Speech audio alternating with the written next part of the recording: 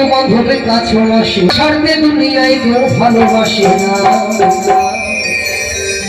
এই স্বার্থ ছাড়া বন্ধু বান্ধবের কাছে আসে না।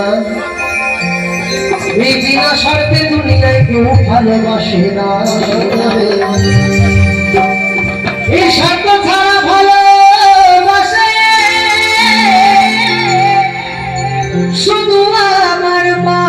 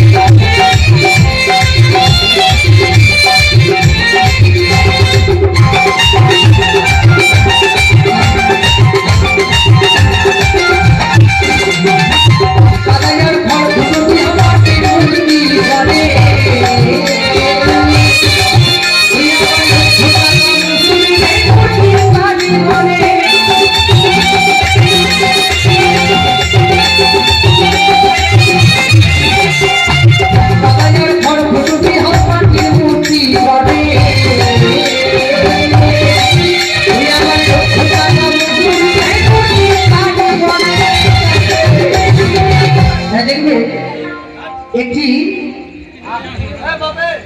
মাটির প্রতিমা যখন তৈরি করে একটি কারিগর, বাদা খড় মাটি এসব দিয়ে যখন তৈরি করে একটি প্রতিমা তৈরি করে, সেটি প্রতিমাটা লাখ লাখ টাকা নেয়, তাই না?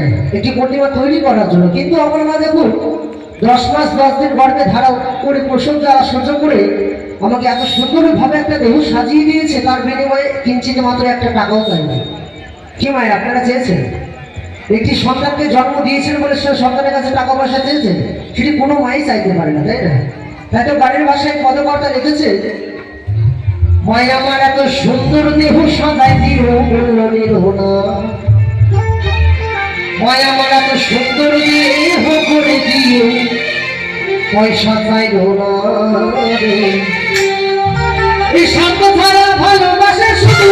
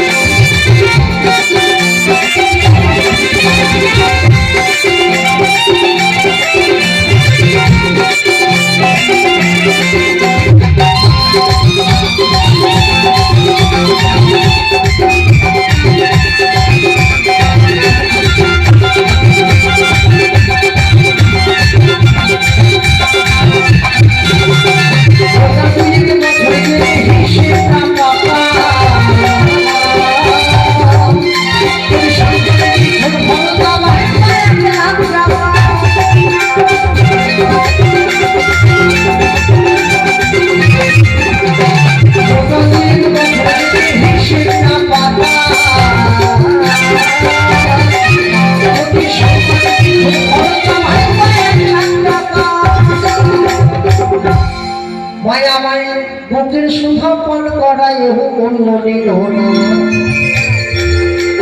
মায়ামায় বুকের রক্ত পান করাই পয়সা চাইল না। এই স্বার্থ ছাড়া ভালোবাসে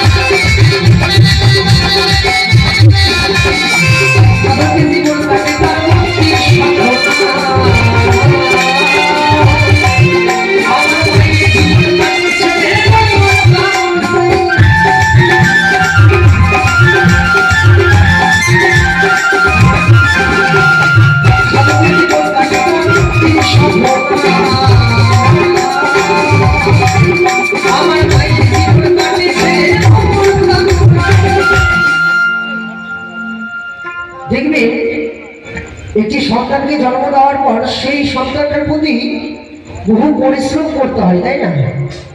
তার খাওয়ার, তার ঘুমানো, তাকে স্নান করা, তাকে যত্নেতে রাখা, সেই কষ্ট করে সে বাবা মাকে যখন ছোট থেকে বড় করে তোলে, সেই সন্তানটা একদিন বাড়িতে বউ নিয়ে আসার পর সে বাবা মায়ের হাত ধরে সে সন্তানটা বৃদ্ধাশ্রমে রেখে আসে। কোনো সন্তান আগেই বললাম না অনেক রয়েছে, তাদেরকে কোনো সন্তান বলে হয় না, তাদেরকে সন্তান বলাটা ভুল হয়, তারা হচ্ছে আস্ত শয়তান।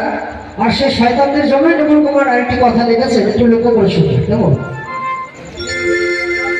যারা মাকে অবহেলা করো,